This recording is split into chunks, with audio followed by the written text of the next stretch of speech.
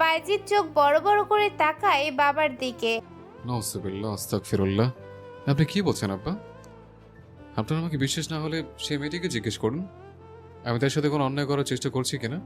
বাকেশা চিন্তিত স্বরে বলল, জিজ্ঞেস তো অবশ্যই করতে হবে, তাও আবার সকলের সামনে, কারণ গোটা প্রাসাদ ছড়িয়ে গেছে। জমিদার পুত্র শাস্তি দিতে আনা নারী আসামির কক্ষে রাত কাটিয়েছে। রাত নেমে এসেছে। জমিদার প্রাসাদের নির্জন অংশে জানালার বাইরে হালকা বাতাস বইছে, কিন্তু ভিতরে যেন অদৃশ্য এক আগুন জ্বলছে। নিজের ঘরে একা দাঁড়িয়ে আছে সিমরান। প্রভার মুখে শোনা নামটাও এখনো কানে বাজছে। মেহেরুন্নেসা, তাহলে এই মেয়েটাই মেহেরুন্নেসা। এই সত্যটা জানার পর থেকেই সিমরানের বুকের ভেতরটা অস্থির হয়ে আছে। সে ধীরে ধীরে জানালার পর্দাটা শক্ত করে ধরে। আঙুলের ভাঁজে অজান্তেই চাপ বাড়ে। মনে পড়ে যায় চিঠির সেই খামের ওপর লেখা নামটার কথা। সিমরান স্পষ্ট দেখেছিল মেহেরুন্নেসার নামটা, আর চিঠিতে ছিল বাইজিতের ছায়াময় অনুভূতি। তাও চোখ এড়ায়নি সিমরানের। কেন কেন ওকে এই মহলে আসতে হলো? সিমরানের গলায় চাপা কান্না মিশে থাকে। বিছানার কিনারায় বসে পড়ে। চোখের কোণে জ্বালা করছে, কিন্তু কান্না বের হচ্ছে না। শুধু অভিমান আর হিংসার অদ্ভুত মিশ্রণ বুকের ভেতর মোচড় দিচ্ছে।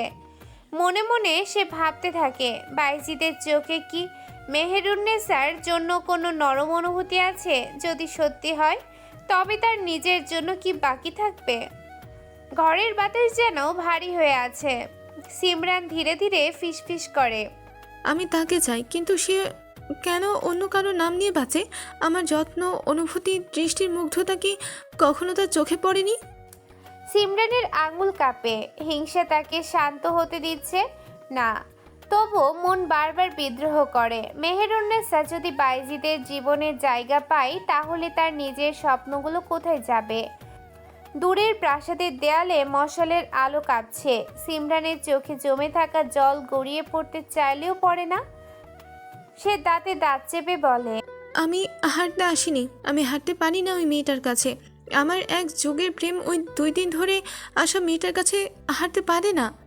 দরজায় ঠক ঠক আওয়াজ হয়। সিমরান নিজেকে স্বাভাবিক করার চেষ্টা করে বলল, এসো। এই জন্য দাসী ঢুকে বলল, আপা, জমিদার বাবু সকলকে দরবারে ডেকেছে। সবাইকে বলতে? মহলের সকলকে, রক্ষী, দাসী, পরিবারের সদস্য সকলকে। সিমরান মাথায় ওড়না টেনে উপস্থিত হলো সেখানে। ইতিমধ্যে ওখানে উপস্থিত আছে মহলের প্রতিটি সদস্য। মেহেরুন্নেসা কালো বোরখা ছেড়ে পড়েছে, সাদা শুভ্র বোরখা পরেছে। এতে সৌন্দর্য যেন দ্বিগুণ বেড়েছে তার। সবাই উপস্থিত থাকলেও সেখানে নেই সুনেহেরা। বাকিসা খোঁজ নিল সুনেহেরার। দাসী জানালো দরজা খুলছে না সুনেহেরা। মেয়েটা রাত হলেই আর দরজা খুলে না। দরজা ধাক্কাতে ধাক্কাতে ভেঙে ফেললেও সাড়া পাওয়া যায় না তার। বোধহয় উবে যায় ঘর থেকে। বাকিসা বড়ই চিন্তিত মেয়ের এমন ব্যবহার নিয়ে। আপাতত ওর কথা মাথা থেকে ঝেড়ে ফেলে দরবারের দিকে মনোযোগ দিল। মেয়েটার নাম কি? প্রভা মেহেরকে নিজের সাথে জড়িয়ে রেখেছে। প্রভাই উত্তর দিল। মেহেরুন্নেসা। বাকিসা ছেলেকে বলল, বাইজিদ, প্রাসাদের দাসী রক্ষীরা বলছে তুমি নাকি গত রাতে মেহেরুন্নেসার পক্ষে ছিলে। মেহেরের দু চোখ বেয়ে গড়িয়ে পড়ছে অশ্রু। যে কখনো পরপুরুষের সামনে অবধি যায়নি, ভাগ্য তাকে আজ কত বড় প্রশ্নের মুখে ফেলেছে এনে। এর চেয়ে বদনামের আর কি বা হতে পারে? দরবারের পিন পতন নীরবতা ভেঙে বাইজিদ বলল, কে দেখেছে প্রমাণ দিতে বলুন, তাকে আমার সামনে দাঁড়িয়ে বলতে বলুন। সবাই এক দাসীর দিকে তাকালো। ধরা পড়ে যাওয়া সেই দাসী মাথা নিচু করে দাঁড়িয়ে রইল। বাইজিদ বলল, তুমি দেখেছিলে আমার মেহরুন্নেসের ঘরে রাত কাটাতে? দাসী কাঁপা কাঁপা গলায় বলল, না না, আমি আমি তো কেবল সেদিনই আসতে দেখেছি শাহজাদাকে। বলেই মেঝেতে লুটিয়ে পড়ে হাত জোর করে কাঁদতে লাগলো। আমাকে ক্ষমা করে দেন জমিদার বাবু, আমি নিজ থেকে বলিনি। আমাকে তো উনি। কোথা থেকে একটা বর্ষায় উড়ে এসে বিঁধে গেল দাসীটির পিঠ বরাবর। এফোর ওফোর হয়ে বেরিয়ে গেল দেহ ছিঁড়ে। সকলেই পিছনে তাকালো সঙ্গে সঙ্গে। দরবার ভর্তি লোকের মধ্যে এত দ্রুত ঘটনাটা ঘটল যে কেউ বুঝে ওঠার সুযোগ পেল না। মুহূর্তের মধ্যে বর্ষাল ফলা বুক চিরে সামনে বেরিয়ে এলো। দাসীটির মুখ হা হয়ে গেল, এক ফোঁটা শব্দও বের হলো না তার মুখ থেকে, শুধু চোখ দুটো বিস্ফোরিত হয়ে উঠল। তারপর ধীরে ধীরে শরীরটা সামনে ঝুঁকে পড়ে গেল পাথরের মেঝেতে। ঠক করে শব্দ হলো, মেঝেতে লাল রক্ত ছড়িয়ে পড়তে লাগলো। দরবারখানার ভেতরে মুহূর্তেই নেমে এলো মৃত্যু নীরবতা। কারো শ্বাস নেওয়ার শব্দও যেন শোনা যাচ্ছে। সবাই স্থির হয়ে আছে, কারোর মাথায়ও আসেনি ঠিক কোথা থেকে বর্ষাটা এলো। সবাই এতক্ষণ বিচার সভার দিকে মনোযোগ দিয়েছিল যে কারো চোখ দরজার দিকে বা জানালার দিকে যায়নি। বাকের শাহ আচমকা উঠে দাঁড়ালেন, তার গভীর কণ্ঠ বজ্রের মতো গর্জে উঠল। কে করেছে এটা? কেউ উত্তর দিল না, সবাই আতঙ্কিত। আজ অবধি মহলের ভেতরে এমন ঘটনা ঘটেনি। দরবারখানার বাতাস যেন হঠাৎ জমে গেছে। মেঝেতে পড়ে থাকা দাসীটির শরীর নিস্তেজ হয়ে যাচ্ছে ধীরে ধীরে। কেউ এগিয়ে গিয়েও তাকে বাঁচানোর চেষ্টা করলো না, কারণ আঘাত থেকে বাঁচার কোনো উপায় নেই। ভয়ে সিটিয়ে গেল মেহেরুন্নেসা। তার আঙুল শক্ত হয়ে ধরল প্রভার হাত। মুহূর্তে তার চোখে আতঙ্ক ভরে উঠল। এই প্রথম সে এত কাছে থেকে কারো মৃত্যু দেখছে। শরীরটা অনিচ্ছাকৃত কেঁপে উঠল। অজান্তেই আরও কাছে সরে এলো প্রভার। নিকাবের আড়াল থেকেও বোঝা যাচ্ছে তার শ্বাস দ্রুত হয়ে উঠেছে। প্রভা মেহেরকে আরও শক্ত করে জড়িয়ে ধরল। তার নিজের চোখেও আতঙ্ক, যদিও এমন দৃশ্য বহুবার দেখেছে সে, কিন্তু তা মহলের বাহিরে। দরবারখানার সবাই এখন একসাথে তাকিয়ে আছে চারিদিকে, কিন্তু কেউ বুঝতেই পারছে না বর্ষাটা ছুঁড়েছে কে। শুধু বাইজিদ শাহ স্থির দাঁড়িয়ে আছে। তার চোখ ধীরে ধীরে ঘুরে গেল দরবারখানার অন্ধকার কোণের দিকে। চোখের গভীরে তখন অদ্ভুত এক সন্দেহের ছায়া, কারণ এই প্রাসাদে এমন নিখুঁত নিশানা করতে পারে এমন মানুষ খুব বেশি নেই। মেহেরের দিকে খেয়াল হতেই বাইজিদ দেখল সে প্রভার পেছনে লুকিয়ে ভয়ে সিটিয়ে আছে। এসব দেখার অভ্যেস নেই তো তার। দ্রুত লাশ সরানোর ব্যবস্থা করতে বলল। দাসীটির লাশ বাইরে নিয়ে যাওয়া হলো। দরবারখানায় আবারও নীরবতা নেমে এলো। বাকের শাহ ধীরে গম্ভীর কণ্ঠে বললেন, মেহেরুন্নেসা নির্দোষ। না সে প্রভার অত্যাচারীদের সাথে সামিল, আর না শাহজাদা গঠিত কোনো বিষয় যুক্ত। প্রভা নিঃশব্দে মেহেরুন্নেসাকে আরও কাছে টেনে নিল। বাকের শাহ আবার বললেন, সকালেই তাকে তার বাড়িতে পৌঁছে দেওয়া হবে। আমাদের প্রাসাদে আর তার কোনো বন্দিত নেই। কথাটা শেষ হতেই দরবারখানায় হালকা গুঞ্জন উঠল, কিন্তু সেই শব্দগুলো যেন বাইজিদ শাহের কানে পৌঁছালো না। তার বুকের ভেতর আচমকা যেন কেউ একটা ঝড় ছেড়ে দিয়েছে। মেহেরুন্নেসা চলে যাবে, এই মেয়েটা চলে যাবে। মুহূর্তের জন্য তার বুকের ভেতর অদ্ভুত শূন্যতা ছড়িয়ে পড়ল, যেন কেউ নীরবে এসে তার ভেতর থেকে কিছু একটা ছিনিয়ে নিতে চাইছে। তার চোখ অজান্তেই গিয়ে থামলো মেহেরুন্নেসার দিকে। সাদা বোরখার আড়ালে দাঁড়িয়ে আছে সে, ক্লান্ত দুর্বল। হাতের কবজি দুটো লাল হয়ে আছে, কিন্তু সেই দুর্বলতার মাঝেও মেয়েটার ভেতরে এক অদ্ভুত নীরব শক্তি আছে। বাইজিদের মনে হঠাৎ ভেসে উঠল সেই রাতের কথা। খামের ওপর ছোট করে লেখা একটা নাম, মেহেরুন্নেসা। কেবল একটা নাম, অকারণে কেমন যেন তার মনে গেঁথে গিয়েছিল। তারপর সেই দিন প্রভাকে আনতে গিয়ে প্রথম যখন এই মেয়েটার চোখের দিকে তাকিয়েছিল, সেই চোখে ছিল ভয়, তবু অদ্ভুত এক সাহসও ছিল। সেদিন থেকেই যেন কোথাও অজান্তে একটা অদৃশ্য সুতো বেঁধে গেছে। আজ যদি সে চলে যায়, এই অদ্ভুত অনুভূতিটা কি আবার শূন্য হয়ে যাবে? এই অনুভূতিটা কেমন ভালো লাগছে তার কাছে। এই চিনচিনে ব্যথাটাও মধুর লাগছে। মেহেরুন্নেসার যাওয়ার কথা উঠতেই অস্থিরতা বাড়তে লাগলো। বাইজিদ বুঝতে পারছে না কেন তার ভেতরটা এমন অস্থির হয়ে উঠছে। কখনো তো কোনো নারীর জন্য এমন অদ্ভুত টান অনুভব করেনি। তবু এই মেয়েটার কথা ভাবলেই বুকের ভেতর কেমন অচেনা অস্বস্তি জন্ম নেয়। যেন তাকে এখান থেকে চলে যেতে দেয়া মানেই নিজের ভেতর থেকে কোনো অমূল্য জিনিস হারিয়ে ফেলা। বাইজিদের চোয়াল শক্ত হয়ে উঠল। এখন থেকে যেতে দেওয়া যাবে না। সবাই তাকালো তার দিকে। বাকের শাহ ভ্রু কুঁচকে বললেন, যেতে দেন মা আমারে। বাইজিদ স্থির কণ্ঠে বলল, এই অবস্থা থেকে পাঠানো ঠিক হবে না আব্বা। তার চোখ তখনও মেহেরুন্নেসার উপর স্থির। ওনার শরীর দুর্বল, হাতের অবস্থা তো আপনি দেখেছেন। এমন অবস্থায় কাউকে বাড়ি পাঠানোটা ঠিক হবে না। বাইজিদের কণ্ঠে এবার ধীরতা। সে সুস্থ হোক, তারপর তাকে নিরাপদে পৌঁছে দেওয়া হবে। আমি নিজে গিয়ে দিয়ে আসবো। দরবারখানার বাতাস আবার ভারী হয়ে উঠল। কিছুক্ষণ চুপ করে থেকে বাকিশা ধীরে মাথা নাড়ালেন। ঠিক আছে, তাহলে সুস্থ হলে যাবে। এই কথাটা শোনার পর তার বুকের ভেতর জমে থাকা অদৃশ্য চাপটা যেন একটু হালকা হলো। সিমরান দাঁত কটমট করলো, বিড়বিড় করছে। উনি এই মেয়েটাকে আটকাচ্ছে কেন? বেশ তো বিদেয় হচ্ছিল অসহ্যটা। ধর। মেহেরুন্নেসাকে নিয়ে প্রভা নিজের ঘরে গেল। পালঙ্কের ওপর মেহেরকে বসতে বলে দরজা বন্ধ করে দিয়ে আসলো। এখন কেউ আসবে না, বোরকা খোলো। হাঁসফাঁস লাগে না তোমার? মেহের হিজাবটা হাত দিয়ে ধরতে পারছে না, দুটো হাত টকটকে ফোসকায় ভরে গেছে। প্রভা সাহায্য করলো। বোরখা খুলে সবুজ রঙের জামা পরে মাথায় ঘোমটা টেনে নিল। প্রভা মেহেরের পোড়া হাত দুইটা ধরে অশ্রুসিক্ত আঁখি নিয়ে বলল, আমার ভাইজানের হয়ে আমি তোমার কাছে ক্ষমা চাইছি মেহের, মাফ করে দাও। এসব বলো না তো ভাবি, তোমার ভাইজান আমার সাথে কোনো খারাপ ব্যবহার করেনি, করেছে তোমার মা।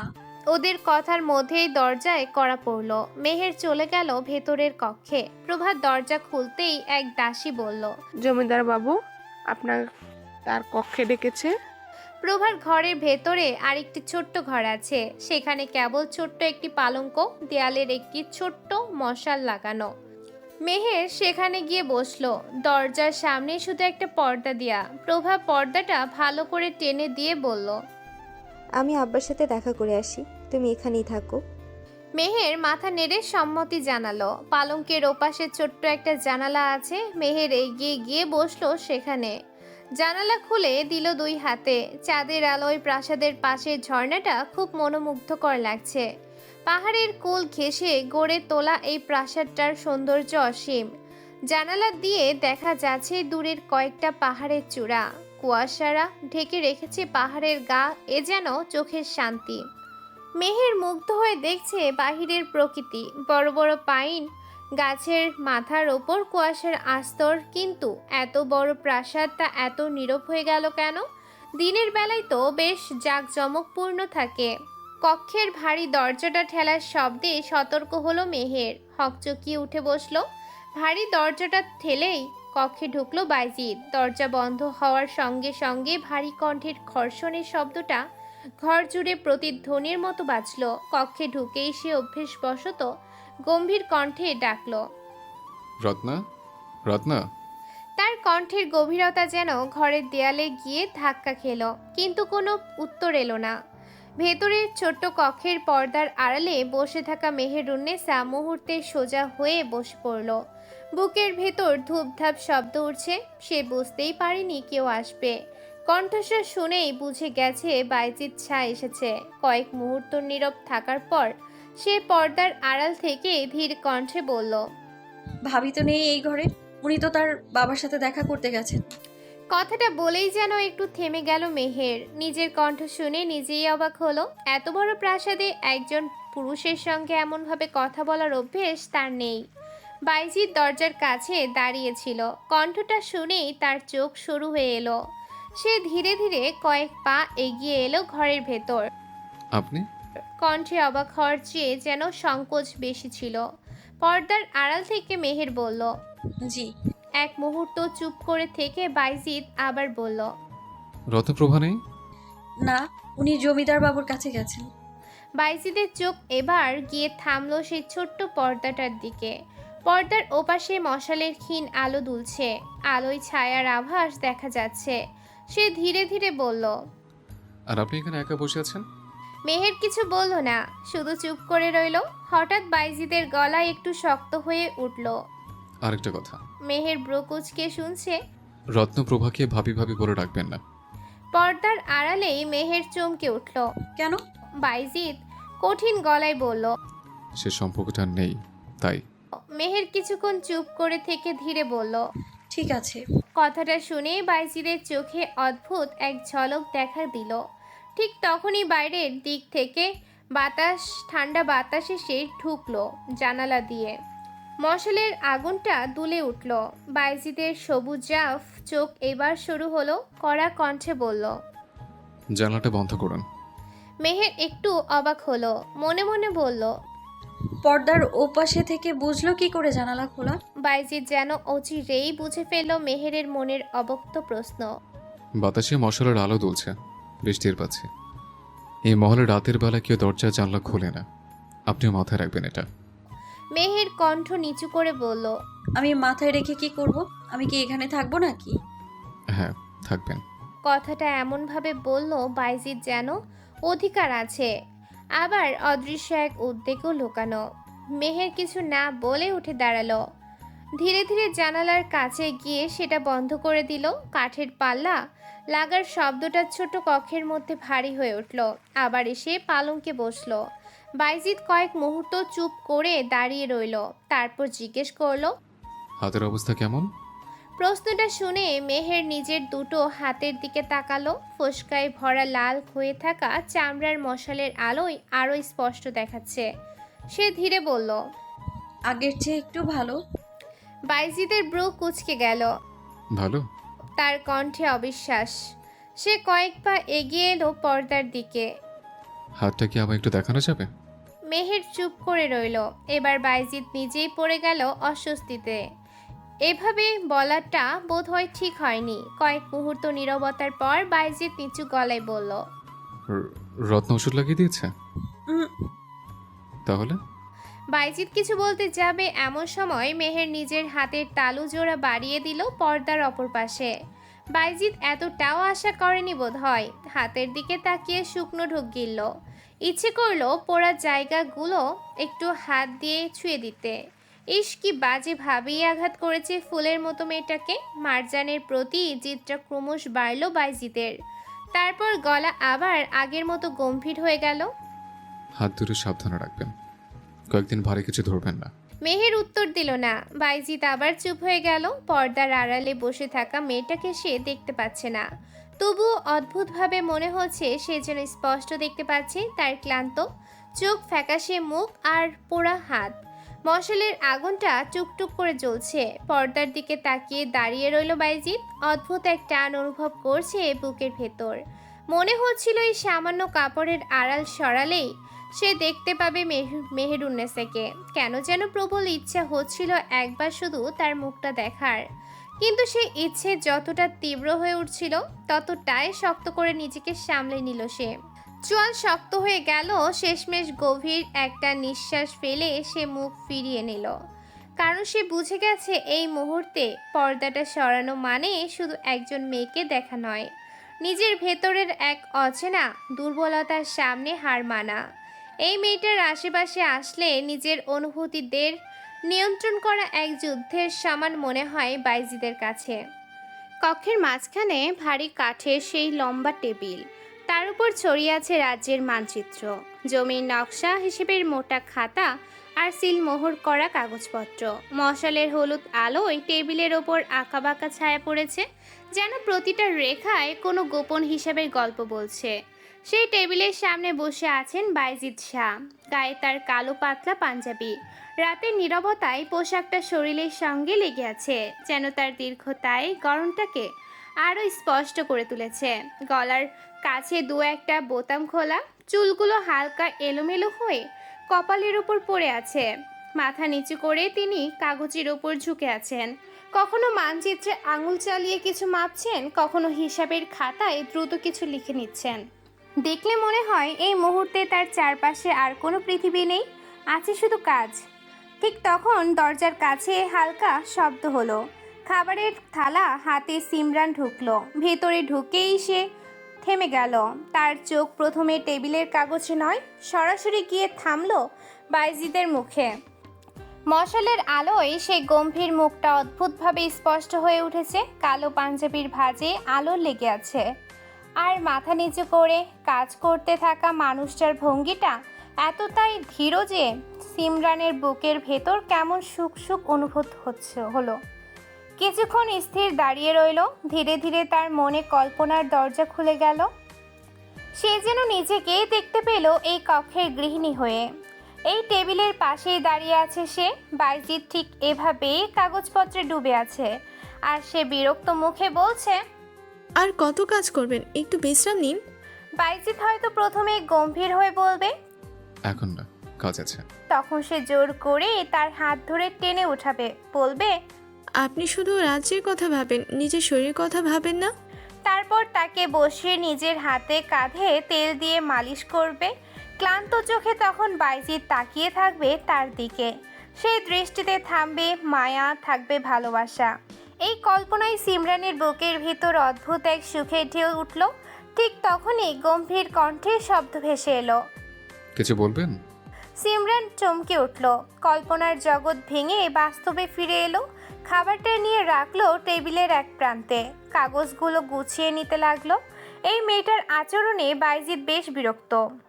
নানান ইঙ্গিতে সেসব সময় বোঝায় যেন এমন রাত বেরোতে না আসে, কিন্তু এর চোখে তো কালো কাপড় বেঁধে আছে। সিমরান কাগজগুলো গুছিয়ে হেসে ঘুরে দাঁড়ালো, চোখে হালকা উজ্জ্বলতা। বাইজিৎ এবার মাথা তুললেন। এক মুহূর্ত তার দিকে তাকিয়ে শান্ত স্বরে জিজ্ঞেস করলেন, মেহরুনেসা খেয়েছে? শব্দগুলো যেন সোজা গিয়ে সিমরানের বুকের ভেতর আঘাত করলো। কিছুক্ষণ আগেও যে সুখের কল্পনায় সে নিজেকে এই কক্ষের গৃহিণী দেখছিল, মুহূর্তেই সবকিছু ভেঙে চুরমার হয়ে গেল। তবু মুখে কিছু প্রকাশ করলো না সে। বাইজিৎ আবার চোখ নামিয়ে কাগজে মন দিলেন, যেন প্রশ্নটা খুবই স্বাভাবিক। তারপর নিলিপ্ত কণ্ঠে বলল, আপনি যেতে পারেন, আমি খেয়ে নেব। সিমরান ধীরে ধীরে ঘুরে দাঁড়ালো, কিন্তু বের হয়ে যেতে যেতে তার বুকের ভেতরটা হিংসায় জ্বলে উঠল। সে এতক্ষণ ভেবেছিল এই মানুষটার দৃষ্টি একদিন তার দিকেই থাকবে, কিন্তু না। এই রাতে নিঃশব্দ কক্ষেও বাইজিৎ শাহ অন্য এক নারীর কথাই ভাবছেন। এই মেয়েটাকে প্রাসাদ থেকে বিদায় করতে হবে। ফজরের আজানের ধ্বনি তখন ধীরে ধীরে ভেসে উঠছে প্রাসাদের চারপাশে। ভোরের আলো এখনো পুরোপুরি ফোটেনি। আকাশের পূর্ব দিগন্তে শুধু ফিকে নীলচে আভা, যেন রাত আর দিনের মাঝামাঝি কোনো নিঃশব্দ সময়।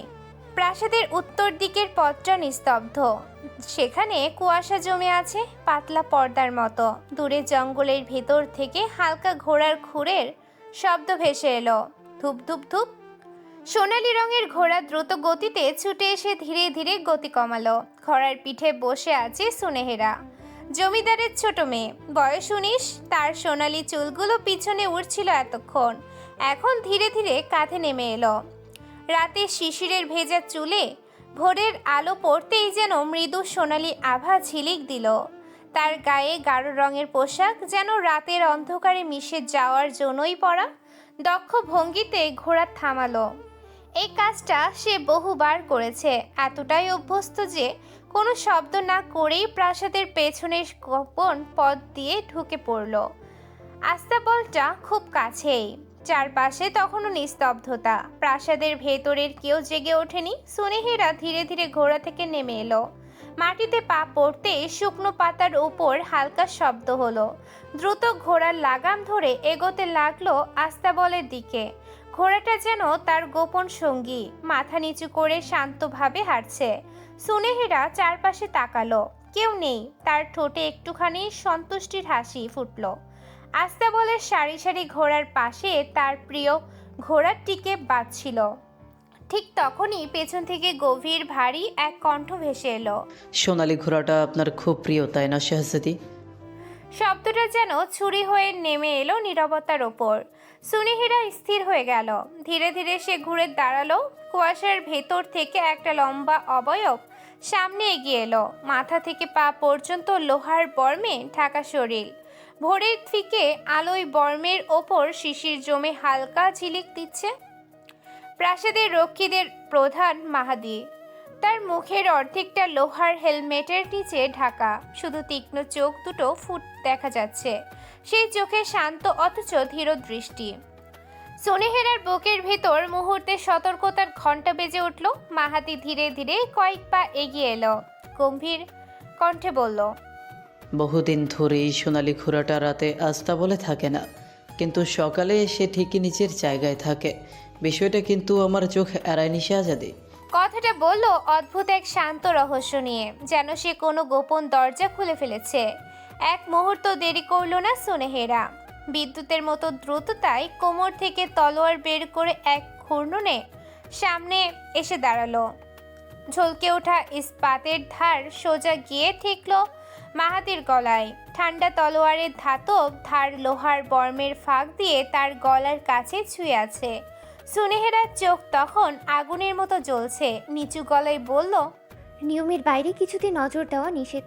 যে কাজে রাখা হয়েছে সেই কাজে মন্দিরও তো হতো। যেচে পড়ে রহস্য উদ্ঘাটন করে নিজের বিপদ ডেকে আনলেন যে। এবার মৃত্যুর সাথে সাক্ষাৎ হোক তবে। ভোরের নিস্তব্ধতায় তার কণ্ঠটা অদ্ভুত ঠান্ডা শোনালো। মাহাতি একটু নড়ল না, বরং ধীরে ধীরে হাঁটু গেড়ে বসে পড়ল তার সামনে।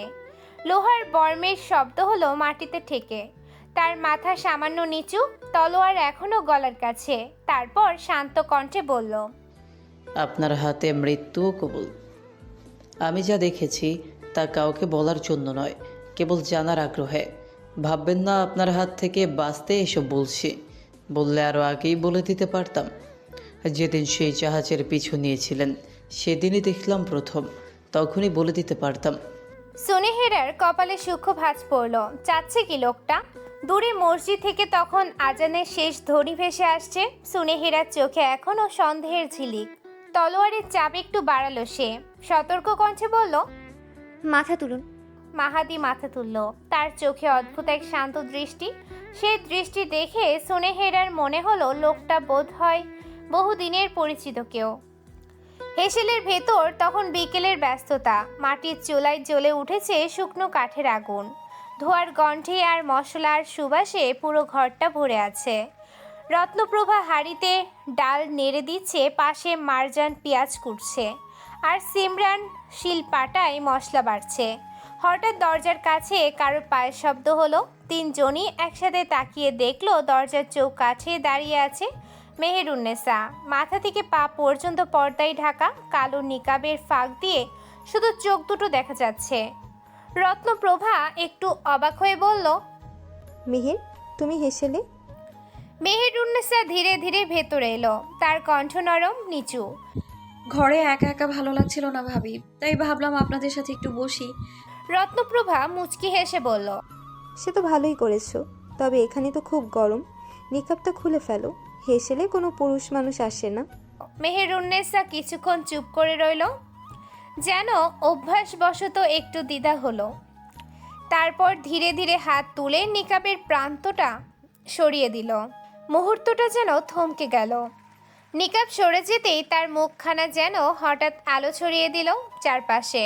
দুধের মতো স্বচ্ছ গায়ের রং, কপালের কাছেই নরম চুলের লট, আর চোখ দুটো যেন গভীর কোনো জলের মতো শান্ত অথচ টান আছে ভেতরে। মারজানের হাতে ধরা পেঁয়াজটা মাঝখানেই থেমে গেল। তার মুখ হা হয়ে আছে। এই মেয়ে এত সুন্দর। সিমরানের শিল্পাটা থেমে গেছে। অনেকক্ষণ সে শুধু তাকিয়ে আছে মেহেরুন্নেসাকে সামনে দেখে। সিমরান যেন মুহূর্তের জন্য স্থির হয়ে গেল। মেয়েটা মাথা নিচু করে দাঁড়িয়ে আছে। পর্দার আড়ালে সব মুখটুকুই দৃশ্যমান, তবু যে অল্পটুকু দেখা যায় সেটুকুতেই যেন চোখ আটকে যায়। এমন কোমল, এমন নিস্তব্ধ সৌন্দর্য, যেন কোনো কথা না বলেও চারপাশের আলোটুকু নিজের দিকে টেনে নিচ্ছে। সিমরানের বুকের ভেতরটা কেমন তীক্ষ্ণ হয়ে উঠল। তার মনে হঠাৎ এক নিষ্ঠুর সত্য ভেসে উঠল। পুরুষরা সৌন্দর্যের পূজারী, আর যদি যদি একদিন বাইজিদের চোখেও এই রূপ ধরা পড়ে।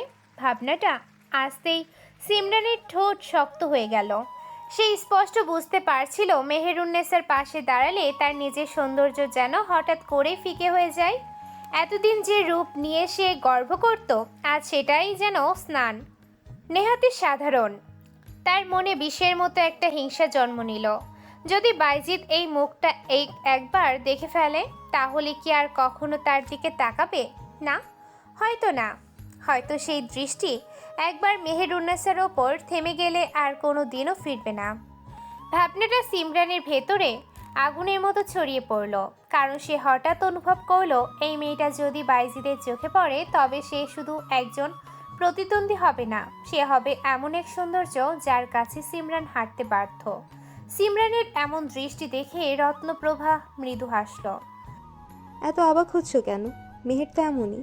কিন্তু সিমরানের ভেতরে তখন অন্য আগুন জ্বলছে। সে তাকিয়ে আছে মেহেরুন্নেসার দিকে। এক অদ্ভুত দৃষ্টিতে। মনে মনে যেন আগুনের ঢেউ উঠছে তার বুকের ভেতর। এই রূপ দেখিয়ে যদি মেহেরুন্নেসা একবার হাসে, তবে বাইজিদের মতো পুরুষ কি আর স্থির থাকতে পারবে? সিমরানের বুকটা হঠাৎ ভারী হয়ে উঠল। তার মনে হলো এই মেয়েটা বিপদ। এই মেয়েটা যদি এই প্রাসাদে থাকে, তবে একদিন না একদিন সে তার কাছ থেকে বাইজিদকে কেড়ে নেবেই। আর সেই ভাবনাতেই সিমরানের চোখের গভীরে ধীরে ধীরে জমে উঠল এক নিঃশব্দ হিংসা। তার ভাবনার ছেদ ঘটিয়ে দাসী এসে দাঁড়ালো, হেসেলে। আপা, শাহজাদা খেতে বসেছে। সিমরানের মুখে কুটিল হাসি দেখা যায়। মেহেরুন্নেসার দিকে একবার তাকিয়ে আদুরে ভঙ্গিতে বলে, সে কি, উনি এখনো খাননি?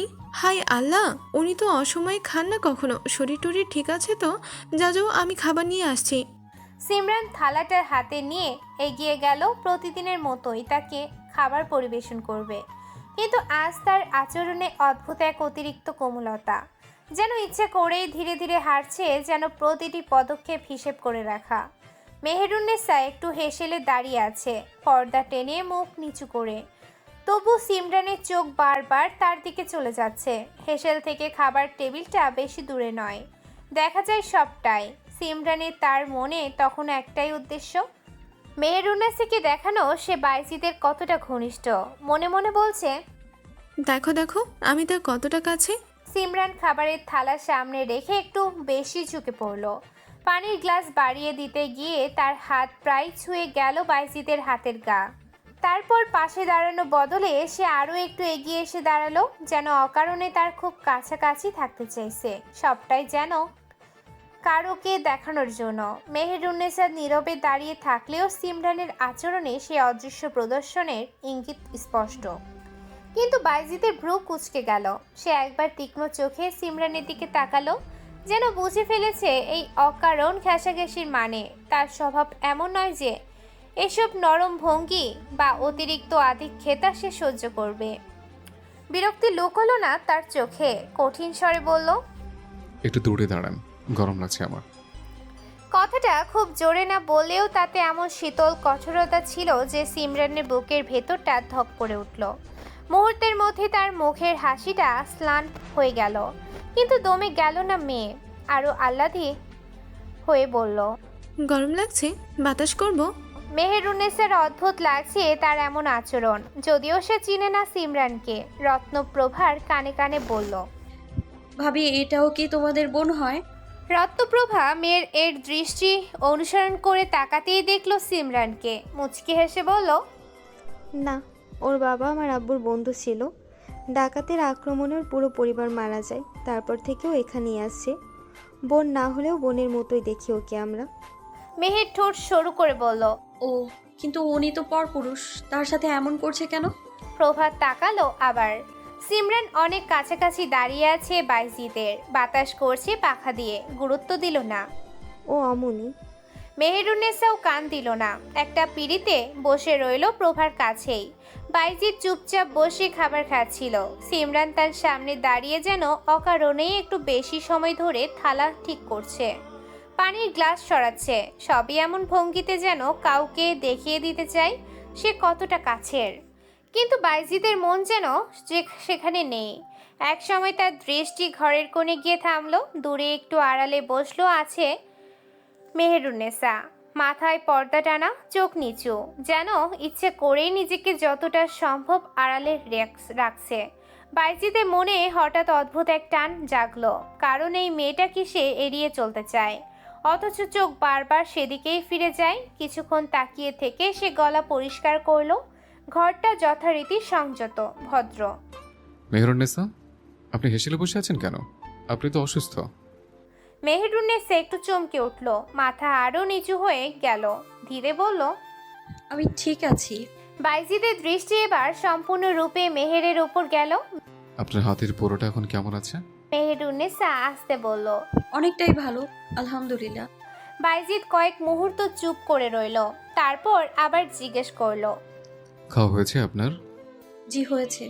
কথাগুলো খুব সাধারণ, কিন্তু তার ভেতরে একটা অদ্ভুত সংযম ছিল, যেন ইচ্ছে করেই সে নিজেকে সীমার মধ্যে রাখছে। বাইজিদের চোখে তখন অদ্ভুত কিছু অনুভূতি খেলছিল।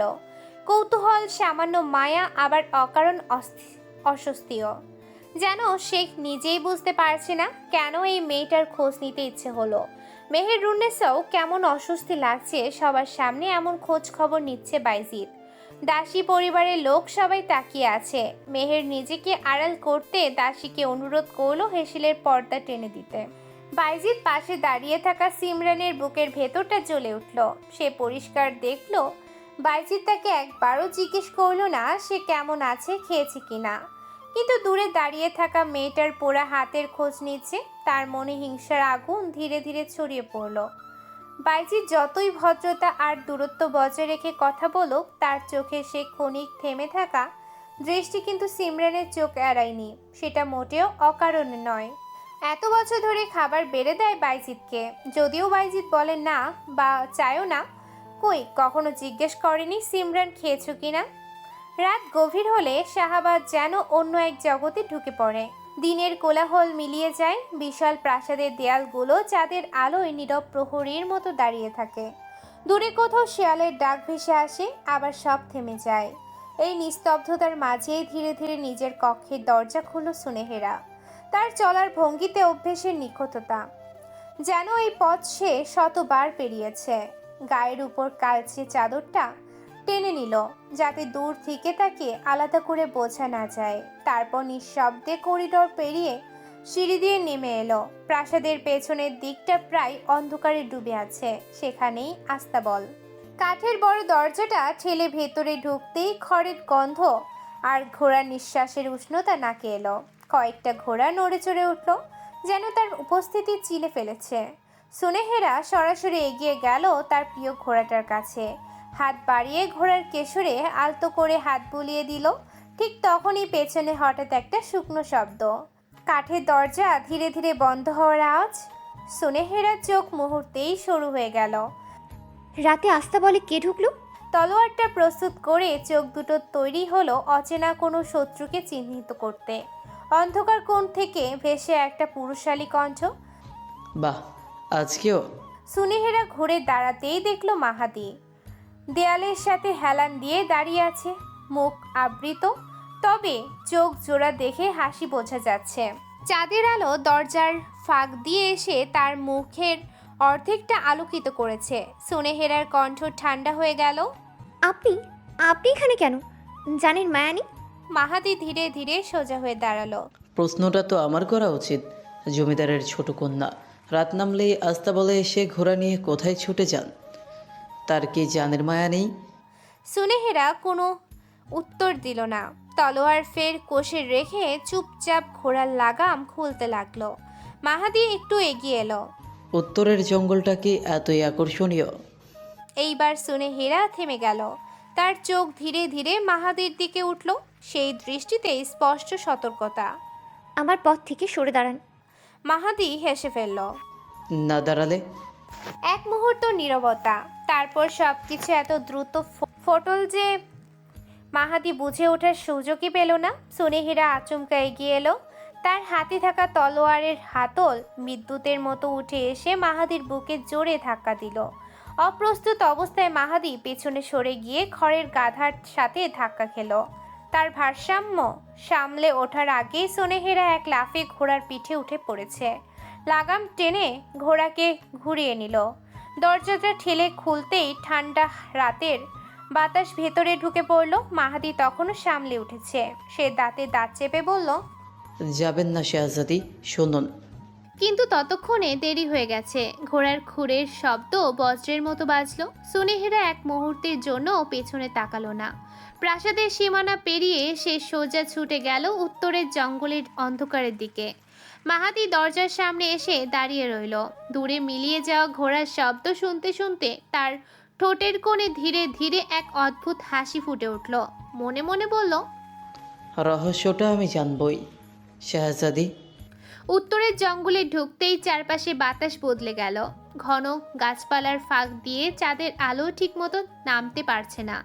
ছায়া আর অন্ধকার মিলে পথটাকে আরও রহস্যময় করে তুলেছে। সুনেহেরার ঘোড়ার খুরের শব্দ শুকনো পাতার উপর চাপা পড়ে যাচ্ছে। সে দ্রুত এগিয়ে যাচ্ছিল। হঠাৎ দূরে কিছু একটা নড়াচড়া চোখে পড়ল। সুনেহেরা লাগাম টেনে ঘোড়াকে থামালো। তার দৃষ্টি সরু হয়ে এলো উত্তরের সেই পরিত্যক্ত প্রাসাদ, যেটা বছরের পর বছর ধরে শুনশান পড়ে আছে, যার ভাঙা দেয়াল আর কালচে জানালা দিয়ে গ্রামে নানা গল্প শোনা যায়। সেই প্রাসাদের ভেতর থেকে আলো বের হচ্ছে, কিন্তু একটি মাত্র নয়, অনেকগুলো। কিন্তু কিছু মুহূর্ত পর দৃশ্যটা স্পষ্ট হলো। প্রাসাদের ভাঙা দরজা দিয়ে সারিবদ্ধভাবে বেরিয়ে আসছে একদল মানুষ, সবাই কালো পোশাকে ঢাকা, মুখে অদ্ভুত মুখোশ, আর প্রত্যেকের হাতে জ্বলছে হারিকেন। হারিকেনের কম্পিত আলো তাদের মুখোশের ছায়াকে আরো ভয়ঙ্কর করে তুলেছে। তারা একেবারে শৃঙ্খলাবদ্ধভাবে হাঁটছে, যেন আগে থেকেই সব ঠিক করা। সুনেহেরার বুকের ভেতর ধক করে উঠল। এরা বেরিয়ে পড়েছে? তার চোখ দ্রুত চারপাশে ঘুরল। ওরা সোজা মূল ফটকের দিকে এগোচ্ছে। যদি একবার গেট পার হয়ে যায় তাহলে অন্ধকার জঙ্গলে ছড়িয়ে পড়বে, তারপর আর কাউকে ধরা যাবে না। এক মুহূর্তও দেরি করল না সুনেহেরা। সে হঠাৎ লাগাম শক্ত করে ধরল। হ্যাঁ, এক ঝটকায় ঘোড়াটা ছুটে উঠল। খুঁড়ের শব্দ বজ্রের মতো বাজতে লাগলো নিঃশব্দ জঙ্গলে। বাতাস তার চুল উড়িয়ে নিয়ে যাচ্ছে। সামনে বিশাল লোহার গেটে দেখা যাচ্ছে অর্ধেক খোলা, আর ওই মুখোশধারী দলটা ঠিক তার দিকে এগিয়ে আসে। সময় খুব কম। সুনেহেরা দাঁত চেপে ঘোড়াকে আরো জোরে ছুটালো। মুহূর্তের মধ্যে সে গেটের কাছে পৌঁছে গেল। ঘোড়া থামার আগেই সে প্রায় লাফিয়ে নিচে নেমে পড়ল। ভারী লোহার গেটটা ঠেলতে গিয়ে হাতের শিরাগুলো ফুলে উঠল। লোহা ঘষার কর্কশ শব্দ রাতের নিস্তব্ধতা চিরে দিল ধীরল। তারপর থাম করে শব্দ হলো। বিশাল আকার গেটটা বন্ধ হয়ে গেল। ঠিক সেই মুহূর্তে মুখোশধারী লোকগুলো কয়েক কদম দূরে এসে থেমে গেল। হারিকেনের আলো তুলছে। অন্ধকার জঙ্গলের মাঝখানে দাঁড়িয়ে আছে সুনেহেরা। বুকে হাত দিয়ে হাঁপাচ্ছে। একটুর জন্য বেঁচে গেল সব। মনে মনে জিদে ফুঁসছে মাহাদির ওপর। ওই অকর্মা সেনাপতিটার জন্য আজ সর্বনাশ হয়ে যেত। এবার ওকে জোরসে একটা শিক্ষা দিতেই হবে দেখছি। ওপাশের আটকা পড়া লোকগুলো ঝাঁপিয়ে পড়ে গেটের ওপর দিয়ে ছুঁড়ে মারতে লাগলো ইট, পাথর, হারিকেনের ভাঙা অংশ। ইটগুলো লোহার গেটের আঘাত করলো। ধক ধক ঝনঝন সারা রাতের নীরবতায় যেন বজ্রপাতের মতো শব্দ ছড়ালো। একটি পাথর হঠাৎ উড়ে এসে সুনেহেরার কপাল ছুঁয়ে গেল। তার ত্বক ছিঁড়ে গেল। ছোট্ট রক্তের দাগ ঝলমল করলো চাঁদের আলোয়। তবু সে হুড়বুড় করল না। ঘোড়ার পিঠে মাথা ধাক্কা দিয়ে ফিরে উঠল। হাত শক্ত করে লাগামে ধরল। মুখে একটুখানি সংযমী ভয়, কিন্তু আত্মবিশ্বাস স্পষ্ট। ঘোড়ার খুর শুকনো পাতার ওপর খাপ খাপ শব্দ তুলছে। বাতাসে তার চুল উড়ছে। পেছনে গেটের উপর লাফানো ইট পাথরের ঝাঁকুনি। কিছুক্ষণ বাদে মুখোশধারীরা একটু থেমে গেল। হারিকেনের আলো দুলছে তাদের হাতে। ছায়া ছায়ার সঙ্গে লড়ছে, অন্ধকারে অদৃশ্য অগ্নিকান্তের মতো। কিন্তু সুনেহেরা আর পিছনে তাকায়নি। দরজা বন্ধ করার পর তার পথ একমাত্র জঙ্গলের গভীর দিকে। জঙ্গলের ভেতর ঢুকতেই চারপাশের গাছপালা আরো ঘন হয়ে এসেছে। চাঁদের আলো শিকড়ের ফাঁক দিয়ে ঢুকছে, পাতার ওপরে নাচছে। বাতাসে আর্দ্রতা, ধুলো, শীতলতা মিশে আছে। ঘোড়ার খুর শুকনো পাতায় ঠোকাঠুকি করছে। প্রতিটি পদক্ষেপে মাটির গন্ধ উঠে আসছে। সুনেহেরা আরো গভীরে গেল। পেছনের দিকে গেটে এখনো লোহার মতো শক্ত।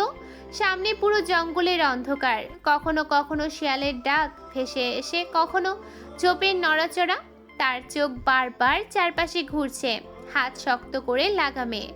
অদ্ভুত ভীতিকর কাহিনী বনে যাচ্ছে। জঙ্গলের শেষ প্রান্তে পৌঁছতে ঘোড়া হঠাৎ থেমে গেল। সেখানে আছে ছোট্ট ঝর্ণা। পাহাড়ি শিলার ফাঁক দিয়ে জল পড়ছে। ছোট ছোট বুদবুদ গড়িয়ে নদীর মতো ছড়ছে। ঝর্ণার ঠান্ডা জল রাতে জঙ্গলে নিস্তব্ধতায় ভেসে আসছে। শুধু সেই স্রোতের ধ্বনি আর ঘোড়ার নিঃশ্বাস। সুনেহেরা নামলো। কপাল থেকে রক্ত মুছে নিতে জল ছুঁয়ে দিল। ঠান্ডা জল ছুঁয়ে ভিজে গেল চামড়া। ছোট্ট দাগগুলো অদৃশ্য হতে লাগলো। ঝর্ণার নীরব কিন্তু সতেজ স্রোত যেন তাকে শক্তি দিচ্ছে। সে গভীর শ্বাস নিল। ঘোড়ার পিঠে আবার উঠে বসলো। অন্ধকার জঙ্গলের শেষ প্রান্তে দাঁড়ালো। ওখানে সে সুড়ঙ্গ বা যা মাটির তলদেশে হয়ে আস্তা বল এর ওপর প্রান্তে গিয়ে ঠেকেছে। সকালে শীত শীত আবহাওয়ায় গাঢ় ঘুম ঘুমিয়ে পড়েছে তিলোত্তমা। দরজার খটখটানিতে কপাল কুঁচকে আসে। সারা বাড়ির মানুষ জড়ো হয়ে যাচ্ছে, তাও তিলোত্তমার ঘুম ভাঙছে না। ওদিকে রমলা মনে হয় দরজাটা এবার ভেঙেই ফেলবে। অবশেষে ঘুম থেকে ছুটি পেয়ে দরজা খুলল তিলোত্তমা। দরজা খোলার সাথে সাথে এক বালতি পানি ভিজিয়ে দিল তার সর্বাঙ্গ। মেজাজ চড়ে গেল তার। শাশুড়িকে কড়া গলায় বলল, কি অসভ্যতা হচ্ছে মা? রমলা খ্যাক খ্যাক করে বলল, হ্যাঁ, জমিদারের বেটি, এইটা কি বাপের রাজমহল পাইছো? ওহ, বাপ কইলে ভুল হইব। হেই তো পাতা বাপ, তা হের মল না এইটা যে বেলা তুরি ঘুমাইব? ভদ্র লোকের বেটির মতো উইঠা খাউন রান্ধ যাইয়া।